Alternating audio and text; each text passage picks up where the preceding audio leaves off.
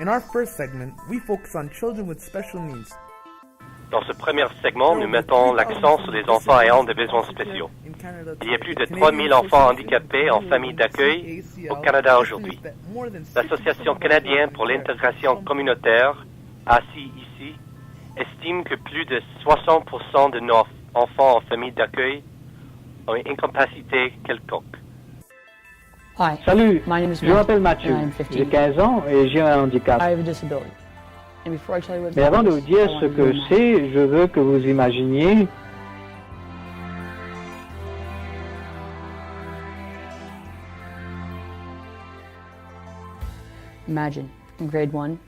Imaginez qu'en première année, vous pensez être le plus stupide de la classe parce que vous ne pouvez pas lire, écrire ou colorier aussi bien que les autres.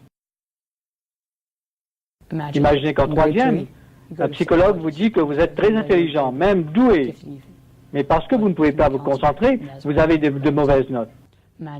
Imaginez faire des sons et mouvements incontrôlables et se faire appeler débile pendant 4 ans. Imaginez qu'en cinquième, le prof vous dit que si vous mettez les mains sur le bureau, les pieds sur le plancher et restez tranquille, que vous ferez mieux à l'école, en sachant bien que c'est impossible.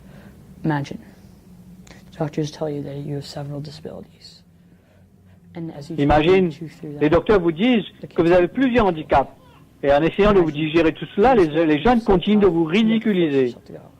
Imaginez qu'aller à l'école devient tellement pénible qu'il faut se forcer pour y aller. Et lorsque vous arrivez, tout ce que vous voulez faire, c'est de se coucher sur le plancher et hurler.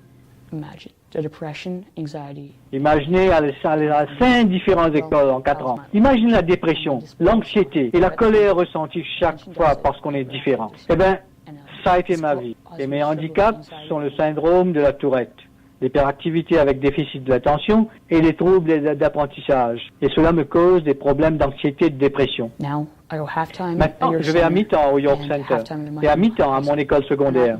Je suis heureux et ça va très bien maintenant. Une année a fait toute la différence dans ma vie. Mon seul regret est que ce n'est pas tout le monde avec un handicap qui peut avoir cette aide. Ce que je demande au gouvernement, c'est de mettre plus d'argent dans les systèmes scolaires pour créer plus d'écoles comme le York Center ou même créer plus de classes comme le York Center à l'intérieur des écoles normales du système pour pouvoir rester avec ses amis. Si ce n'était pas du personnel au York Center, mes docteurs et mes parents, je ne serais pas ici aujourd'hui.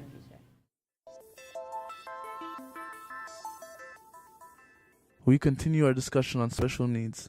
New Mentality is a provincial group working on children. Nouvelle Mentalité est un groupe provincial travaillant dans le domaine de la santé mentale des enfants.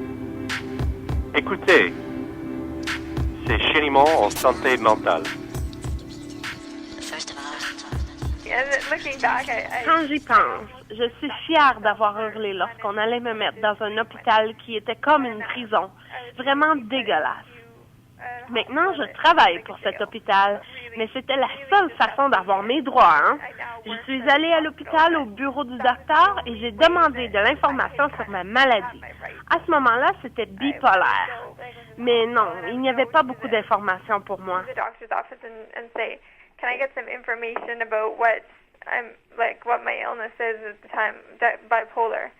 And no, there's no information. We don't have any. Children and youth don't know they have rights. Les enfants et les jeunes ne savent pas qu'ils ont des droits. La Convention relative aux droits de l'enfant existe même si je me souviens qu'à l'une de nos conférences.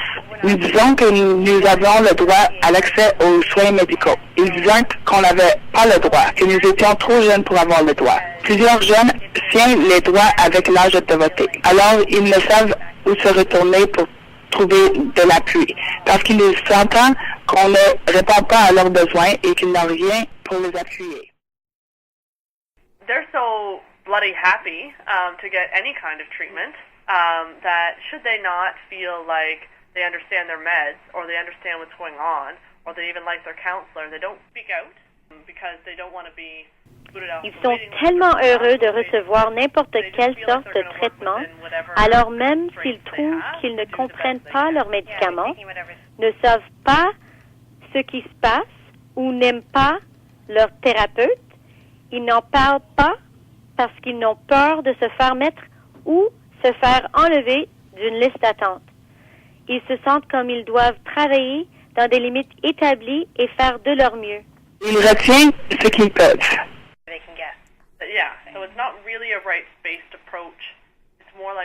Oui, ce n'est pas vraiment une approche basée sur les droits, plutôt une approche basée sur les besoins. Ils trouvent qu'ils répondent à leurs besoins de base, qu'ils obtiennent des services. Franchement, je dirais que 95% des jeunes présentes à l'une des conférences lorsqu'on leur parle des médicaments. Médicaments pour la santé mentale.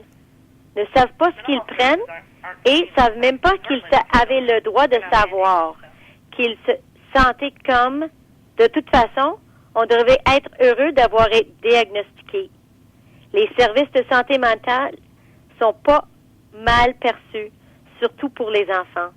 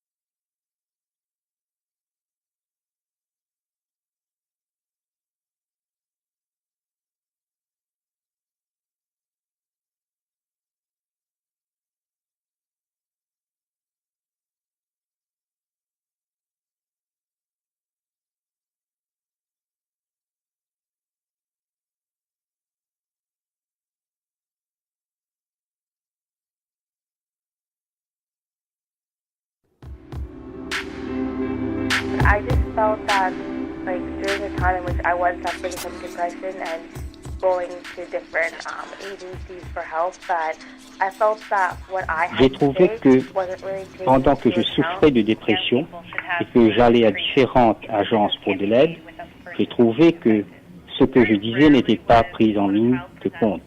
Les jeunes devraient avoir leur mot à dire sur leur traitement. Les décisions ne peuvent être prises sans la personne qu'elles concernent. Que très rarement, lorsqu'un enfant se présente à une agence pour soins de santé mentale, existe-t-il des options de traitement? Ce n'est pas comme s'il y avait un menu et que les jeunes choisissent l'option végétarienne. Plutôt, ils présentent les conclusions, puis il y a un seul plan d'action. Et puis, si ce plan est réussi, ils peuvent déterminer, en fin de compte, si c'était la bonne marche à suivre. Sometimes the social worker or the doctor saying, okay, this is the medication that, you know, we should be... J'étais présent dans la pièce. Parfois, le travailleur social ou le docteur disait que c'était le médicament que je devais prendre. Alors, on plaçait notre foi dans ce que l'un des membres disait. Voici votre diagnostic. Pour moi, le besoin de financement va de pair avec le droit aux soins de santé mentale pour les enfants et les jeunes.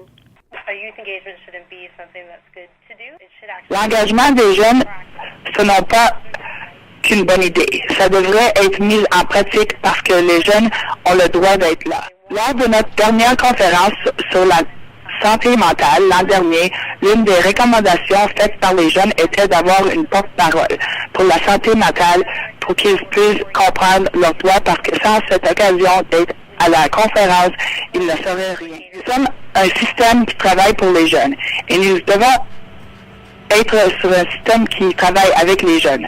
Nous avons besoin d'inclure les personnes que nous soyons et de les écouter avant de prendre des décisions.